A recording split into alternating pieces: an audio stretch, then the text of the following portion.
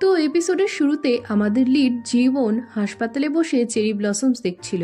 তখনই তার best friend Sumin আসলে জীবনের ভালো লাগে। সুমিন বলে, যদি তুমি চলে যাও তবে আমি তোমায় কখনো ক্ষমা করব না, তুমি আমায় কখনো ভুলে যেও না। এই শুনে জীবন তাকে তার ফ্রেন্ড হওয়ার জন্য ধন্যবাদ জানায়। এরপর জীবনকে কেমো ট্রিটমেন্টের জন্য ডাকা হলে জীবন ভয়ে সুমিনের হাত ধরে। এতে সে জীবনকে কমফোর্ট করে আর হাল ছাড়তে বারণ করে। পরের সিনে জীবনের ট্রিটমেন্ট শুরু হয়। আসলে জীবনের ক্যান্সার ছিল, তার হাতে কেবল 6 মাস সময় ছিল। এখানে 5 সিনে জীবনের বিয়ের দিনে তার হাজবেন্ড পার্কের মা তাকে নিজের মেয়ে বললেও বিয়ের পর দিন থেকে তারা জীবনের ওপর অনেক অত্যাচার শুরু করে। বিয়ের পর পার্ক তার জব ছেড়ে স্টক মার্কেটে টাকা লাগিয়ে দেয়। এই নিয়ে জীবন তাকে বলতে গেলে পার্ক উল্টে তার উপর চিৎকার করে। অফিসেও জীবনকে তার বস অনেক খারাপভাবে ট্রিট করত।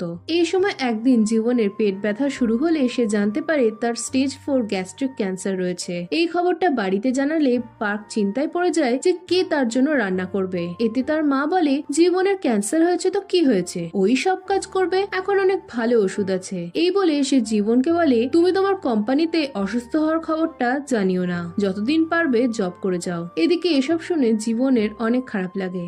এখন বর্তমানে এক আয়া জীবনকে বলে, তুমি তোমার হাজবেন্ডের অ্যাফেয়ারের ব্যাপারে ভেবো না, এসব চিন্তা করলে তোমার শরীর খারাপ করবে। সে না থাকলেও তোমার ফ্রেন্ড তো তোমার সাথেই আছে। এই শুনে জীবন বলে, হ্যাঁ ও অনেক ভালো। এই সময় সুমিন কোথাও যেতে থাকে। জীবন বলতে থাকে সুমিন অনেস্ট। এদিকে সুমিন জীবনের বাড়ি এসে পার্কের সাথে রোম্যান্স করতে থাকে। জীবন বলতে থাকে সুমিন সারা জীবন আমার পাশে থাকবে। আর অন্যদিকে সুমিন তার বেস্ট ফ্রেন্ডকে চিট করে যাচ্ছিল। এই সময় ডক্টর এসে জীবন জানায় হসপিটাল বিলস পে না করলে তারা ট্রিটমেন্ট চালিয়ে যেতে পারবে না। এই শুনে জীবন চিন্তায় পড়ে যায়। সে পাগলের মতো পার্ককে কল করতে থাকলেও সে তার ফোন ধরে না। তাই সে একাই বাড়ি যাওয়ার জন্য হসপিটাল থেকে বেরোয়। ট্যাক্সি ড্রাইভার তাকে দেখে বলে, তুমি চিন্তা করো না, বসন্ত এসে গেছে, তাই তুমিও জলদি সুস্থ হয়ে যাবে। এতে জীবন জানায় সে বাঁচবে না। এই শুনে ট্যাক্সি ড্রাইভার তাকে এসব ভাবতে বারণ করে। জীবন বলে, তার বাবা ছোটবেলায় মারা গেছে, তার হাজবেন্ড থেকেও নেই, এখন তার কাছে হসপিটাল বিলস পে করার মতনও টাকা নেই।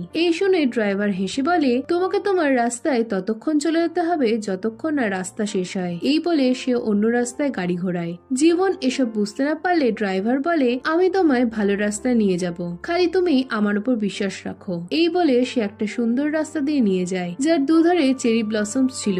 আর এসব দেখে জীবনেরও ভালো লাগে। নেক্সট সিনে জীবন তার বাড়ি এলে ড্রাইভারকে পে করে, কিন্তু ড্রাইভার তাকে টাকাটা ফিরিয়ে দেয়। জীবন সেটা নিতে না চাইলে সে বলে, আমি তোমার বাবার মতো, তাই টাকাটা উপহার ভেবে রেখে দাও। তোমাকে অনেক স্ট্রং হতে হবে যাতে তুমি অনেক রোজগার করতে পারো, আর তোমার সাথে এমন কারণ না কারো দেখা হবে যে তোমায় অনেক ভালোবাসবে। এদিকে জীবন এসবের মানে না বুঝে টাকাটা নিয়ে নেয়। এরপর জীবন অনেক কষ্টে তার ফ্ল্যাটে এসে পৌঁছলে দেখে পার্ক এখনো লকটা সারায়নি। তাই সে হতাশ হয়ে ভেতরে ঢোকে, আর ভেতরে সে মেয়েদের জুতো দেখে অবাক হয়ে যায়। রুমের কাছে গেলে জীবন পার্ক আর সুমিনকে দেখতে পায়। পার্ক জীবনের মেডিকেল ইন্স্যুরেন্সের টাকা স্টক মার্কেটে লাগানোর কথা বললে সুমিনও তাতে সাথ দেয়। সুমিন বলে, জীবন মরে গেলে আমরা ওর টাকায় একটা নতুন বাড়ি কিনবো। এদিকে বাইরে থেকে জীবন এসব শুনে পুরো শকড হয়ে যায়। ঘরে সুমিন বলে, আমার মাঝে মাঝে মনে হয় জীবনকে বাইরে নিয়ে গিয়ে খাদের ধারে ফেলে দিই, তাহলে আমরা তাড়াতাড়ি একসাথে থাকতে পারবো। এদিকে বাইরে জীবন অনেক কষ্ট পায়। সে ঘরে ঢুকে চিৎকার করতে শুরু করে, আর হঠাৎ করে তাকে দেখে পার্ক আর সুমিন ঘাবড়ে যায়। জীবন কাঁদতে থাকলে পার্ক তাকে সরিয়ে সুমিনকে নিয়ে বেরিয়ে যায়। এরপর জীবন হাঁপাতে থাকলে সুমিন তার কাছে এসে সরি বলে। সে বলে, তুমি কদিন পরেই তো মারা যাবে, তাই আমাদের বাঁচতে দাও।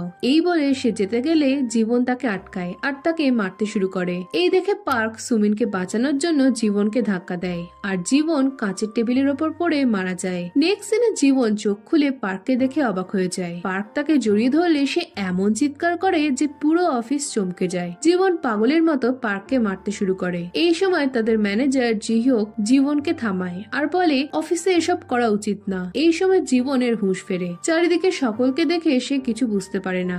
জীবন দেখে তার হাতের ইঞ্জেকশনের দাগগুলোও নেই। আয়নাতে সে নিজেকে দেখে ঘাবড়ে পড়ে যায়। এই সময় ফুটন্ত জল তার উপর পড়তে গেলে জিহিওক তাকে এসে বাঁচায়। এই সময় সুমিন সেখানে এলে জীবন অনেক ভয় পেয়ে সেখান থেকে পালিয়ে বাইরে চলে যায়। এদিকে জীবনের অদ্ভুত আচরণ দেখে জিহিওকও তার পিছু নেয়। জীবন হোঁচট খেয়ে পড়তে গেলে জিহিওক তাকে আবারও বাঁচায় আর তাকে শান্ত করে। জীবন চারপাশে তাকিয়ে দেখে সে 2013 সালে চলে এসেছে। এতে সে পুরো অবাক।